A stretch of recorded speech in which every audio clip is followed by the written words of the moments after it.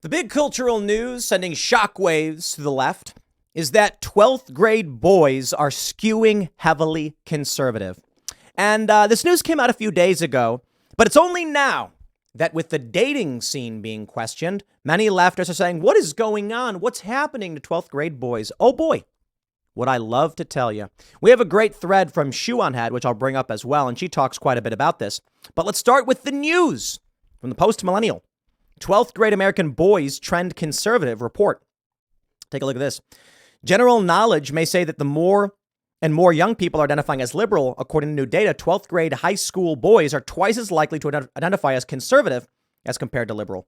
In annual surveys over the past few years, data pulled from Monitoring the Future, an organization, has shown that about a quarter of high school seniors identify as conservative or very conservative. Only 13% of the 12th grade boys identify as liberal. That's interesting. An image from a graph from the book Generations, The Real Differences Between Gen Z, Millennial, Gen X, Boomers, and Silence, and What They Mean for America's Future by Jean Twenge, went somewhat viral online.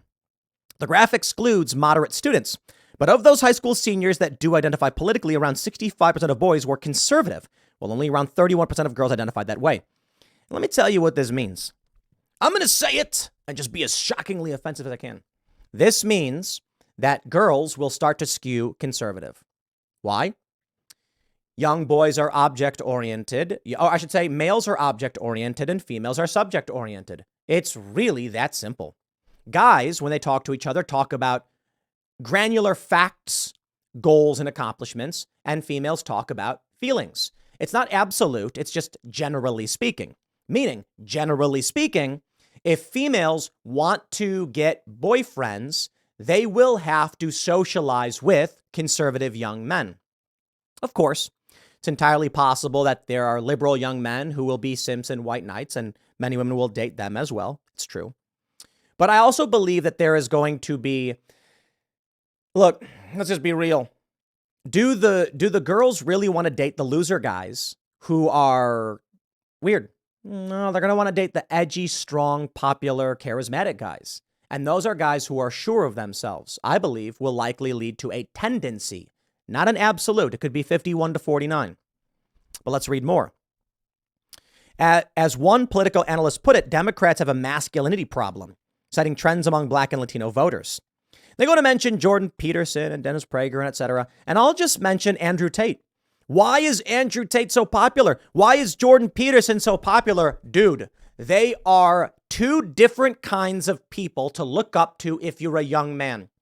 Jordan Peterson, the suit-wearing intelligent academic who says, clean your room, be responsible, like a father figure so many didn't have. And Andrew Tate is a guy who is a world champion kickboxer who is physically fit, silly, funny, a bit irreverent. The left doesn't get that. And he tells you to be strong. Be strong. Fight for yourself. Don't let them run you over. Be who you are. Now, they'll accuse Andrew Tate of all sorts of awful things or whatever. It's funny because if you look at a lot of what Andrew Tate has this video where he's like, I went out and bought some Bugattis. I got 10 Bugattis. And then the camera pans and he has little scooters and he jumps on one and rides away. The dude is fun. He's funny. He's inspiring. People like that. He's also tough. He's sure of himself. He has this video where he's like, who would you rather do? I'm not going to get into it, like Hulk Hogan or Megan Fox. And the left makes fun of him for it. And they don't get it. The strong guy, the tough guy, the world champion fighter who's a billionaire or whatever his net worth is, hundreds of millions of dollars, who is having a good time and laughing. That's something people want to look up to. The freedom. So here we are. Shoe on Head, shout out. She has a great thread. She has these two tweets. One from Dreamleaf says, what WTF is wrong with 12th grade boys? Because you can see the girls are liberal and the boys are conservative. Then you have this one. Pogfish says, we need smart, entertaining, and semi-edgy male role models on the left to show that the left isn't just a bunch of soy moralizing cringe lords. Unironically, Destiny is the only person I can think of that fits this description. Yo, Destiny's fantastic. But he ain't far leftist like y'all want, okay? Destiny is a pragmatic, reasonable guy who reads things and then believes things and then explains what he believes. Tremendous respect for the dude. We agree on so much. We disagree on a lot. He doesn't like Trump. I don't think Trump is nearly as bad, but I'm not like, MAGA hat wearing diehard Trump or anything like that. Who else do they have? Jimmy Dore, I think, actually is like, here's the issue. Jimmy Dore is going to attract young men, talk about his policies, and ultimately it's going to result in young people not being far left. Despite the fact that Jimmy is rather socialist, but Jimmy is tough. He will yell. He will speak with passion. The left doesn't have anything but these like weak soy boys. But here's the most important element.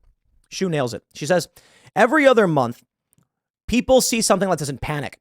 Where are the leftist Andrew Tates? But if your goal isn't to help men and is just to stop them from moving right, it's transparent. It won't work. I'll break it down for you. There's no leftist Andrew Tates because a function of the left is to demonize men. End of story. Shu says, be young man. Told you're everything wrong with society. Gravitate towards people who don't do that. OMG, what's wrong with boys? Let's find the problem. And there is the big Chad man holding a mirror up to you. Even though Republicans won't do ish, at least the right rhetorically offers something to young men other than the eternal HR department. They win over young men because the left micromanages every aspect of their lives, from media they consume to the jokes they make. And the right is just like, here's a picture of Alex Jones and it says, you will own a large piece of land. You will own a spacious ranch-style home in a homogeneous high-trust community. You will have fires every night in the backyard. You will have bountiful children with your loving wife. You will get dinner cooked for you every night. Now hold on there a minute. What do men want? Men are simple beings. They want full bellies and they want a family. Not every guy, not every single one, but it really is that simple. Men want security. Women want security too. Men are more willing to take risks, the data shows, but it's just so simple. Women are a bit more complicated. Complex social elements play a role in what women say they want. So you end up with these weird scenarios where there's like women on Tinder saying they just wish they could be moms, but they can't. They're forced to work. With guys, you have some of that for sure because humans are mostly the same, but there is a difference between men and women. But a lot of guys will just be like, you know what? MGTOW. MGTOW. Men going their own way. How does something like that happen?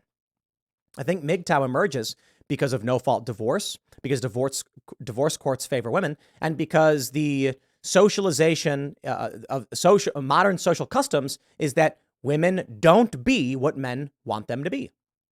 They tell women to be CEOs, to be fighter pilots. Why would a guy want to marry a guy? No, look, some guys want to marry guys, for sure. But if you're a guy, and I love how feminists just reject this outright and refuse to hear it. Here's a guy who wants to go work really hard. He wants to work his hands to the bone, make some money, come home to a partner, an ally who is taking care of the rest of their lives.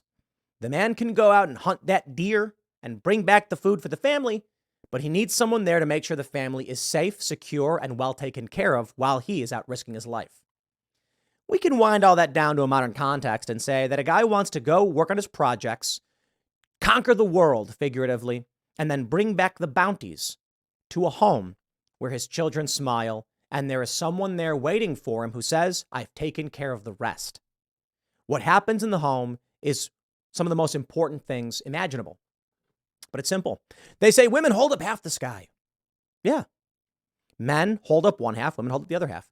But if women want to be CEOs, a guy's going to be like, listen, I already do this job.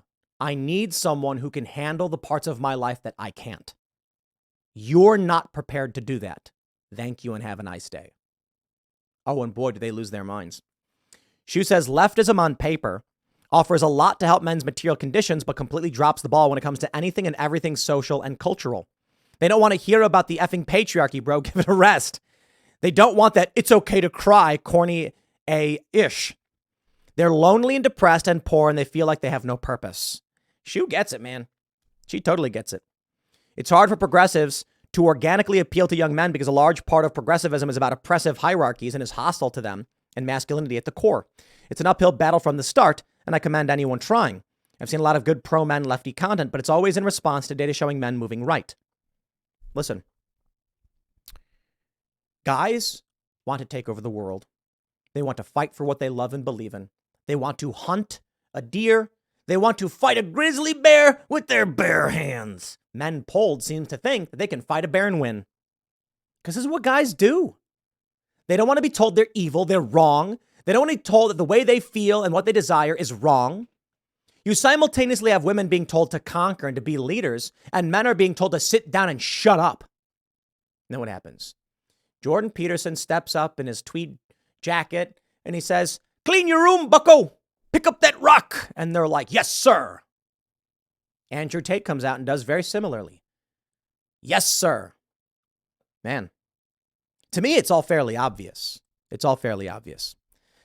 Young guys are being told to feel better for who and what they are.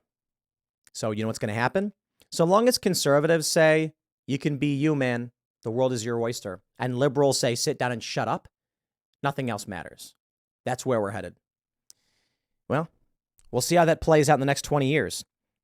Next segment's coming up at 8 p.m. over at youtube.com/TimcastIRL. Thanks for hanging out, and I'll see you all then.